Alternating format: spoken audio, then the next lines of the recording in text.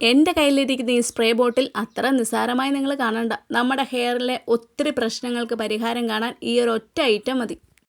നമ്മുടെ നെറ്റി കയറുന്നത് തടഞ്ഞ് അവിടെ പുതിയ പുതിയ മുടികൾ കിളിക്കാനും കൂടാതെ തന്നെ നമ്മുടെ മുടി കൊഴിച്ചിലും താരനെ മാറ്റാൻ ഇത് നല്ലതുപോലെ നമ്മളെ ഹെൽപ്പ് ചെയ്യും.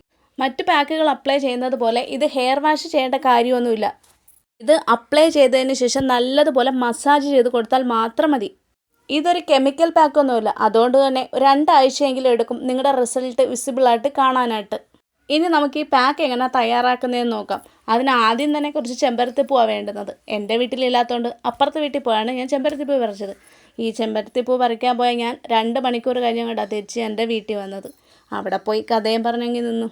ഇനി കുറച്ച് മുരിങ്ങയുടെ ഇലയും കൂടി വേണം. അതും നമ്മുടെ വീട്ടിൻ്റെ അപ്പുറത്തുനിന്ന് തന്നെ പറിച്ചത്. ഇതിലേക്ക് കുറച്ച് റോസ്മേരിയും വെള്ളവും കൂടി ചേർത്ത് നല്ലതുപോലെ തിളപ്പിച്ച് ഒരു സ്പ്രേ ബോട്ടിലിലാക്കി നമ്മുടെ തലയിൽ നല്ലതുപോലെ അപ്ലൈ ചെയ്യണം.